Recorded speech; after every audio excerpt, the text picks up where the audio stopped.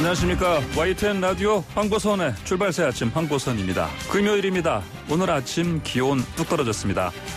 첫눈이 내린다는 절기 소설이 모레죠. 자, 비 한 번 그때 더 오고 다음 주에 영하권 추위 찾아온다고 합니다. 겨울 채비해야겠습니다. 코로나19 확진 하루 300명대 이틀 연속 이렇고요. 이 사흘째 이어질지 모르겠습니다. 거리 두기도 추가 격상이 될 수도 있겠습니다.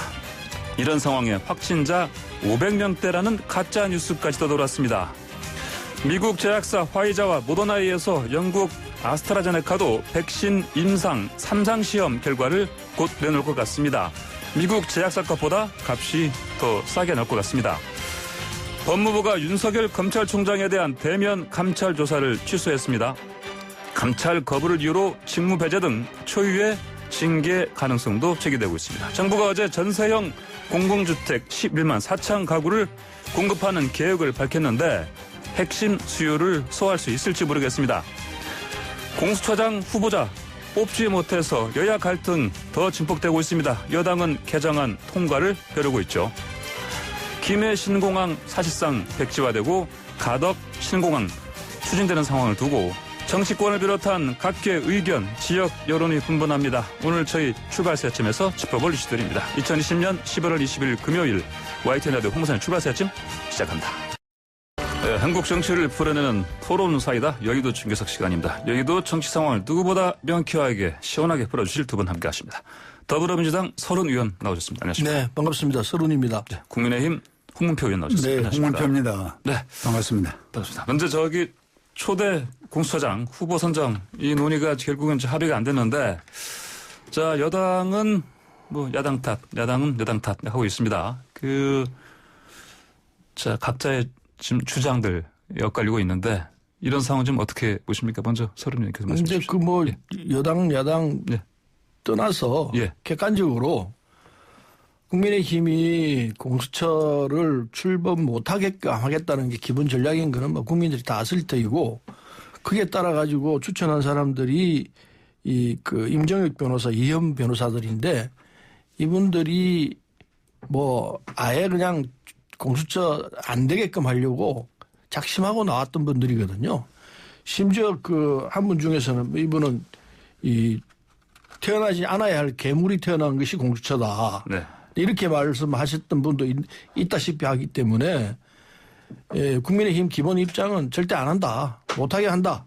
이겁니다. 네. 그래서 지금 이 상황에 온 것은 국민의힘 때문에 이렇다라는 것은 누구나 다 아는 사실이고, 여기까지 오면은 국민의힘이 갖고 있는 기본 입장은 절대 어떻게 하든지 공수처는 출범 못하게 하겠다.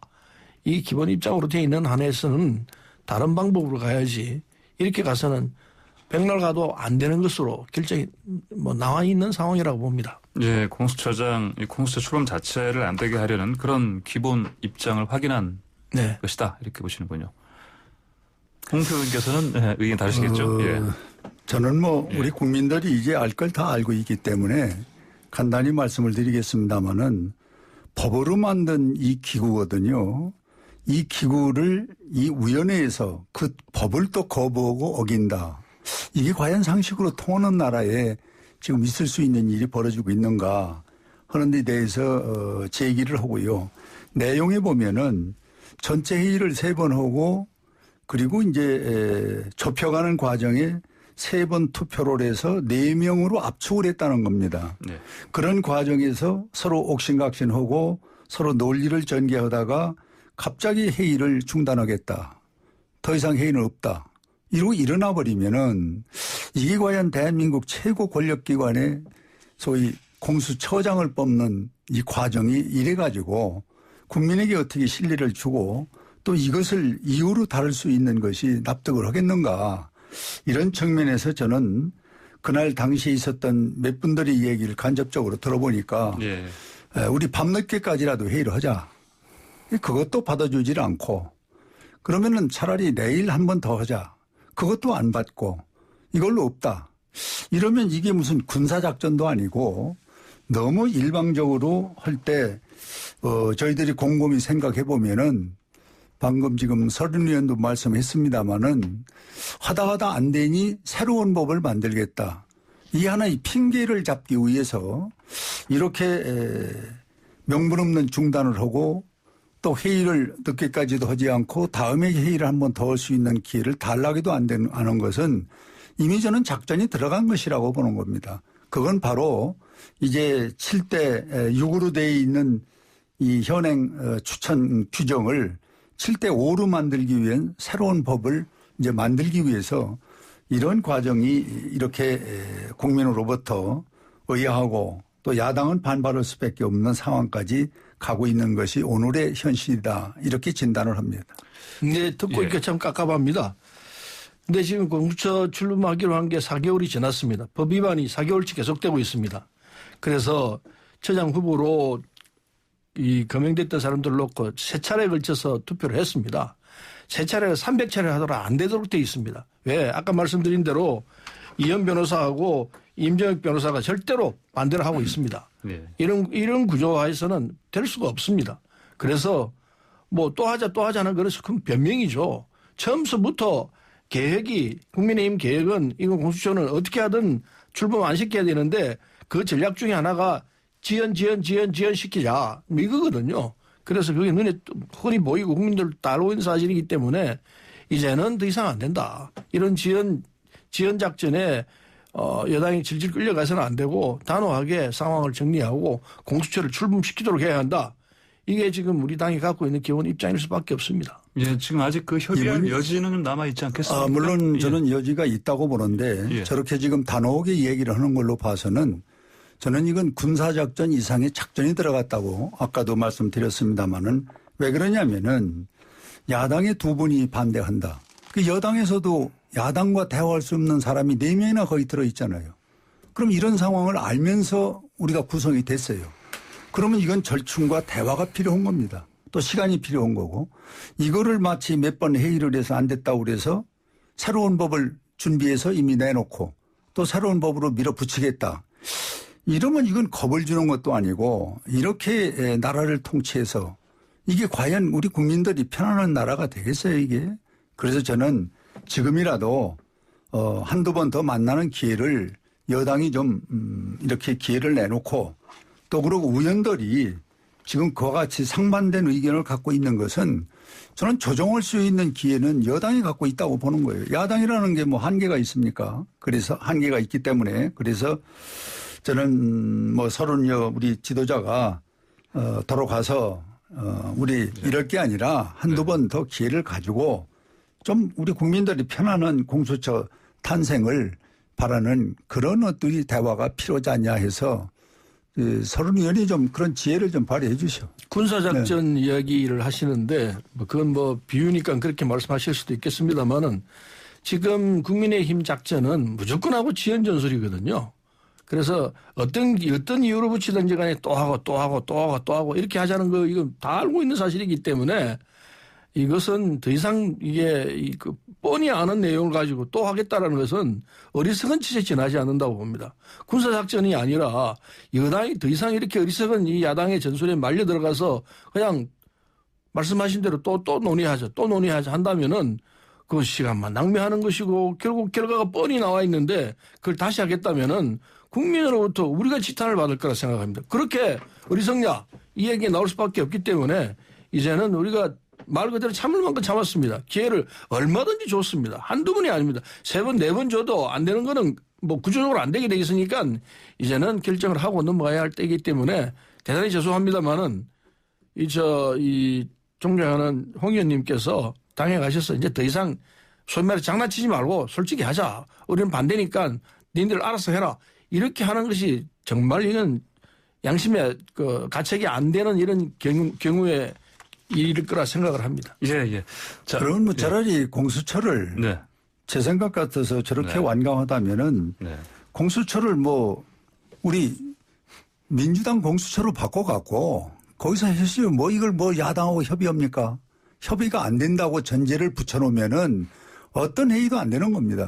이걸 할 수 있는 노력을 좀 지혜를 끌어내려고 이 시간에 우리가 만난 거지 이거는 안 된다는 전제를 깔고 이야기를 하면은 뭐 오늘 우리가 대담할 필요가 뭐가 있습니까? 공수처장 후보 추천위원을 또 얼마나 끌었습니까? 시작부터. 아니죠. 그래서 법으로 우리가 하겠다고 하니까 그때서 부랴부랴 두 사람 내놓고 지금 와서 또 이렇게 끌고 나가는데. 처장 문제는 지금 20일도 안 된 거예요. 그냥 지금은 공수처 자체의 구성 문제는 논의가 있었지만은. 이건 국민의힘 그냥 기만하는 거죠. 네, 자 여의도 중계석 네 지금 서른 더불어민주당 의원 홍문표 국민의힘 의원과 함께하고 있습니다. 자 공수처장 문제는 이만큼 하고요. 그 다음에 이제 어제 전세난 대책 관련해서 홍남기 경제부총리가 발표했습니다. 그 간단하게 보면 앞으로 2년 동안 전세 인한를 뭐 해결할 그 방안으로 11만 4천 호를 공급한다. 이게 빼대인데요. 자 이게 어떻게 이걸 통해서 전세난 좀 해소가 되겠습니까? 어떻게 보십니까? 먼저 홍표 의원께서 야당에서 공격을 좀 하십시오. 제가 방어할게요. 예. 이건 뭐 방어 공격 이전에 네. 이 국민들이 뭐 우리보다 더 잘 알고 있기 때문에 이 지금 11만 4천 호 그전에 11만 3천 호 또 그 행정수도 세종으로 옮긴다고 그래서 내놨던 그 대안. 네. 그거는 지금 어디로 갔어요? 그리고 지금 이걸 뭐 일부 좀 조사를 해보니까 서울에는 지금 뭐 다 뒤져서 찾아도 한 2천여 이렇게 된다고 그러는데 네.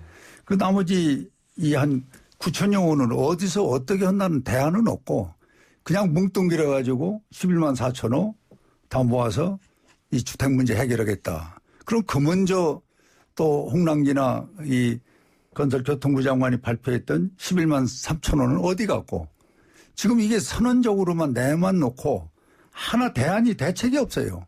구체적인 걸 보면은.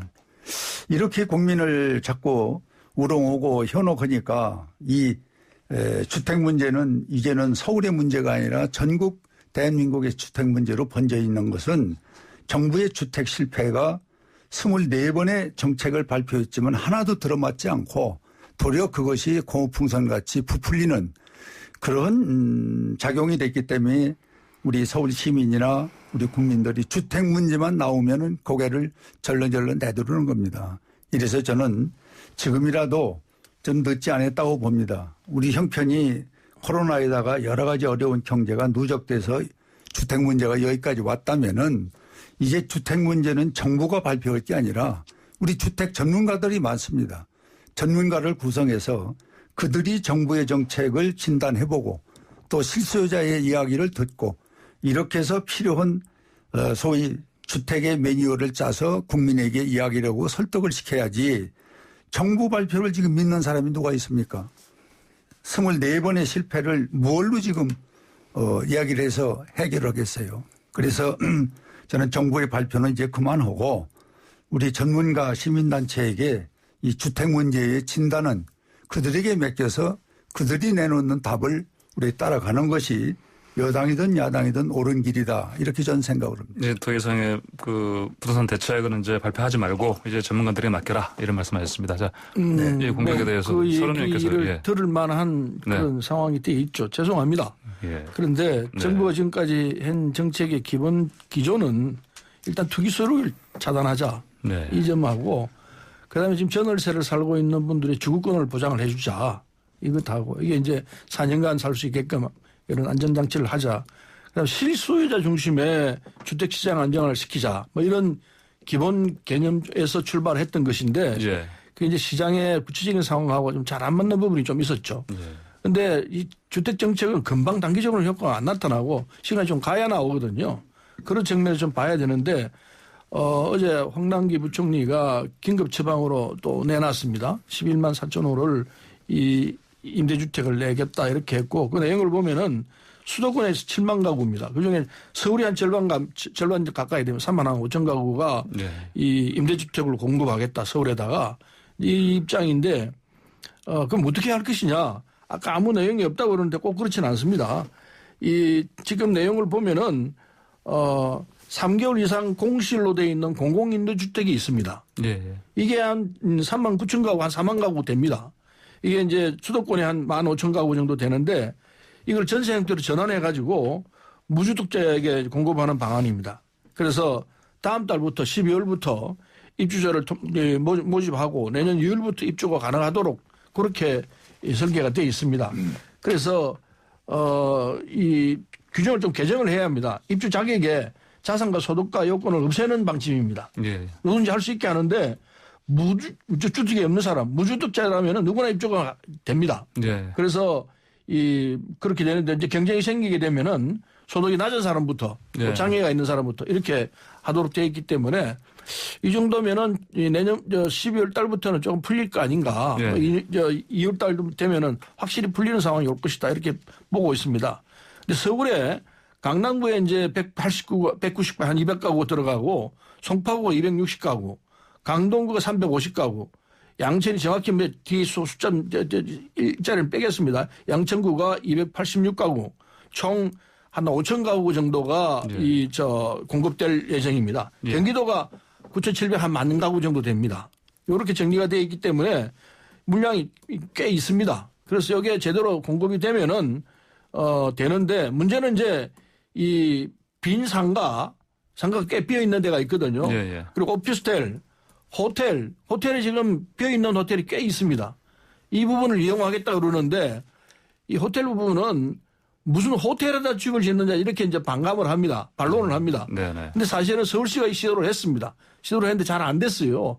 그때는 이 호텔에다가 전월세를 하겠다는 부분은 민간업자에다가 주고 서울시가 이제 감리하는 정도의 조건이었는데 그게 뭐 여러 가지 잘 안 됐었어요. 근데 이번에는 정부가 직접 나서서 해보겠다는 건데 그건 전체 물량이 한 3% 정도밖에 안 됩니다. 일단 오피스텔 다 합쳐가지고 그 빈상가도 개축해가지고 주구를 할 수 있게끔 하고 오피스텔 물론이고 호텔까지도 그렇게 해보겠다 이런 취지인데 호텔만 부각시켜가지고 무슨 호텔에 뭐 이렇게 나오는데 사실은 그건 이 정책을 꼬집기 위해서 나온 이 보도다 이렇게 이해를 해 주시면 될 것 같습니다. 알겠습니다. 지금 잠깐만요. 자, 서른 더불어민주당 의원 홍문표 국민의힘 의원과 함께 토론 벌이고 있는데 좀 광고 좀 기다리고 있어가지고요. 잠깐 광고 듣고 돌아오겠습니다.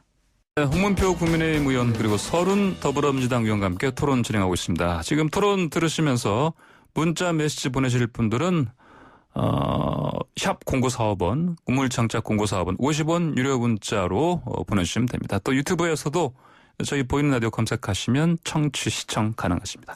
자, 아까 저 광고 나가기 전에 홍 의원님 말씀하실 거예요. 주택 문제 한 말씀 드리겠습니다. 아까 서 의원 말씀대로 지금 문재인 정부가 가장 주택에서 중점을 두는 것이 투기를 억제하고 그리고 주택을 안정시키겠다. 이 두 가지가 가장 주안점인데 투기는 지금 전문가들이나 전문인들이 투기를 하는 걸 찾겠다는 건데 이 국민 전체를 지금 투기꾼으로 보고 있는 거예요.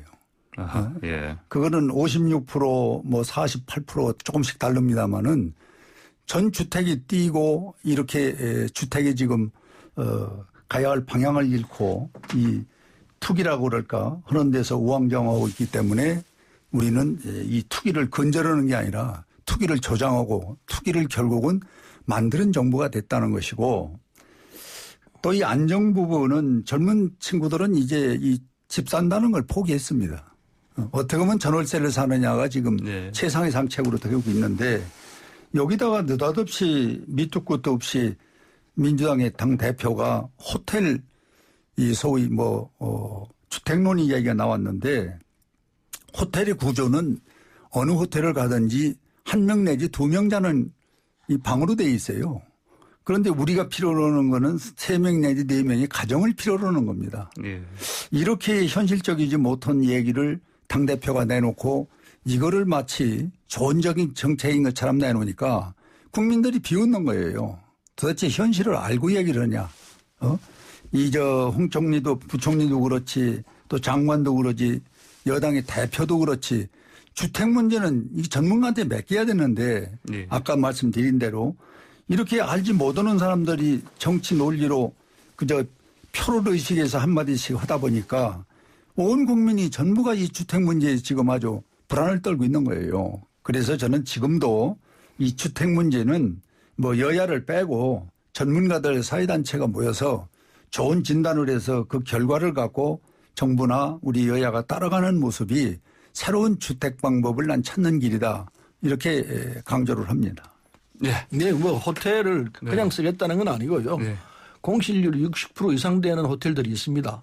그런 호텔들은 리모델링을 해가지고 그래서 출구에 적합하게 해서 쓰겠다는 겁니다. 이게 서울시가 했던 정책입니다.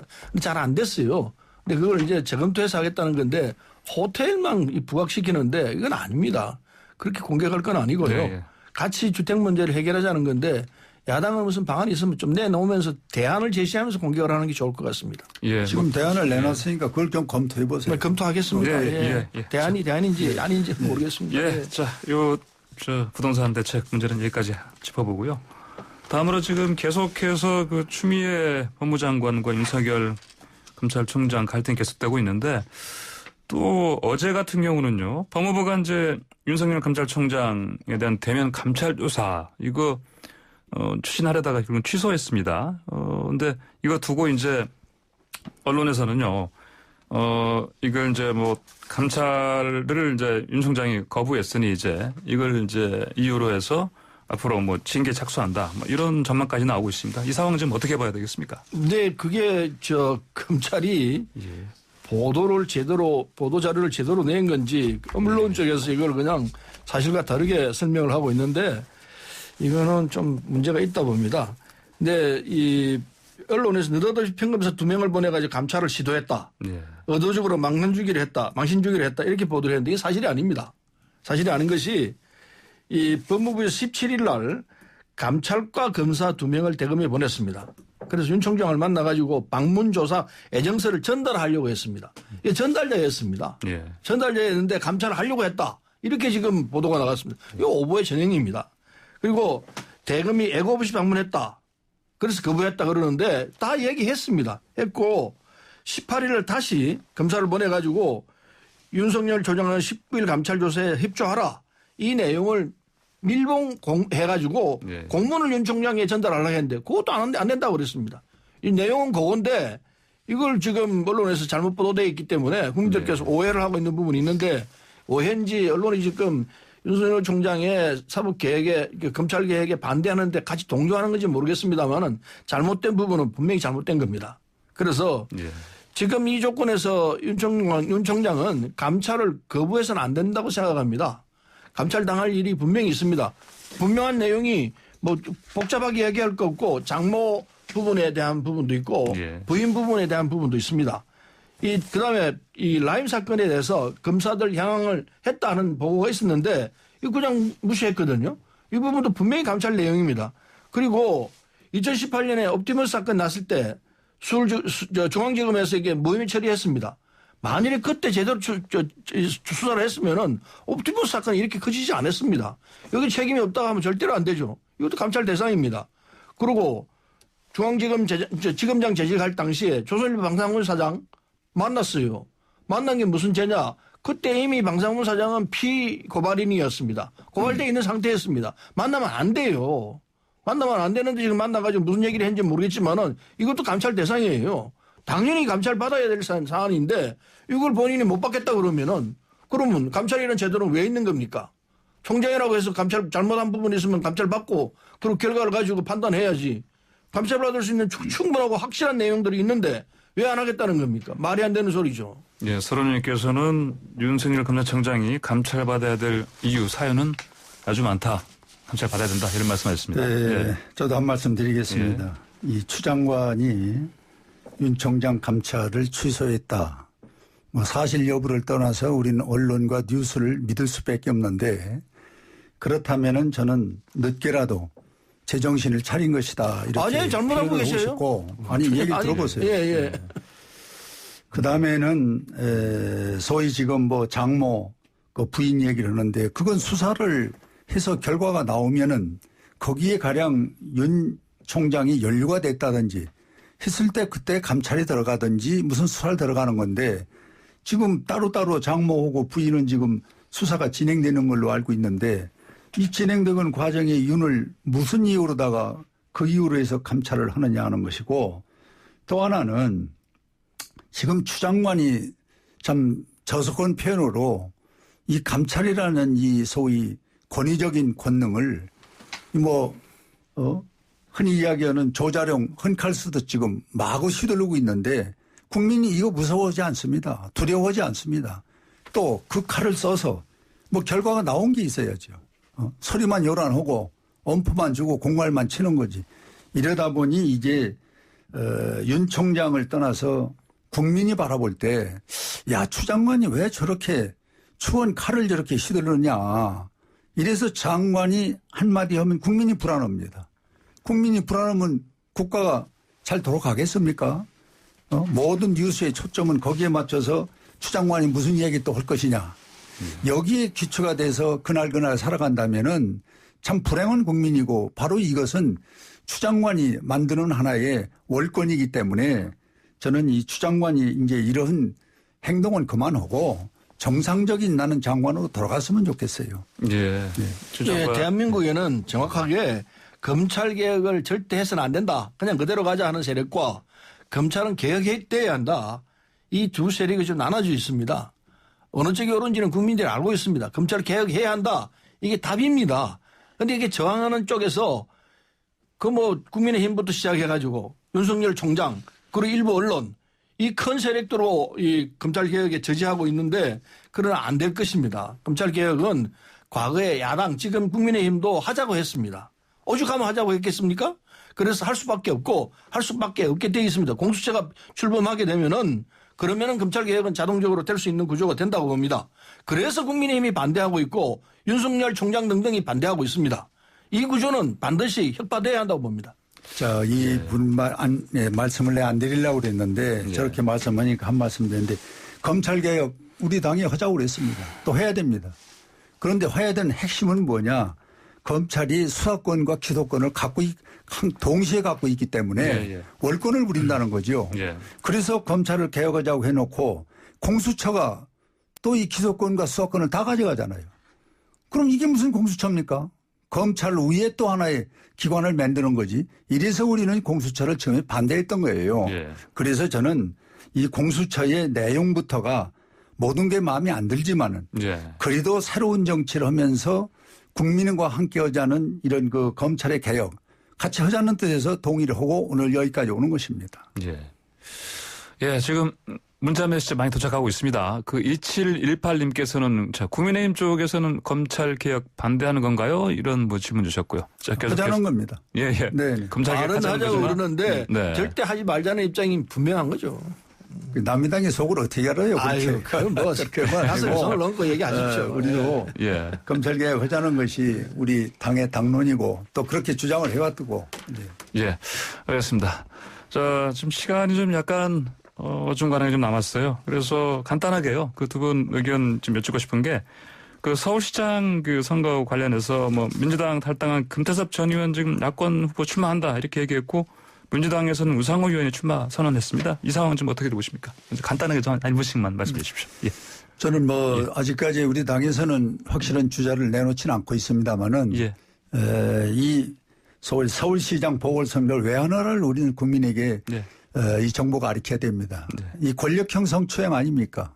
그런데 여기다 후보를 낸다고 하는 게 말이 됩니까? 또 문재인 대통령이 있을 때 대표 있을 때 96조 2항 후보를 안 내기로 되어 있는 당원 당규를 이 손바닥 뒤엎듯 하고 또 후보를 낸다?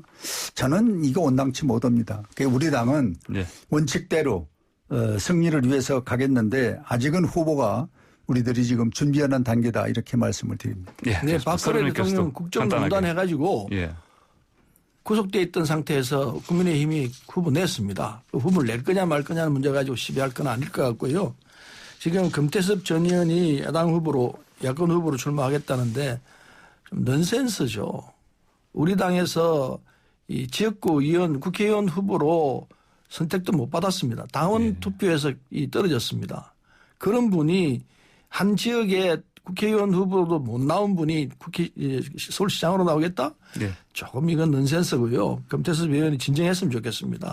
나오면 우리한테 도움이 됩니다. 자, 여의도 중에서 두 분 말씀 여기까지 듣겠습니다. 감사합니다. 고맙습니다. 지금까지 서른 민주당 의원 홍문표 국민의힘 의원이었습니다. 황보선의 출발사 아침 잠시뒤 8시에 돌아오겠습니다.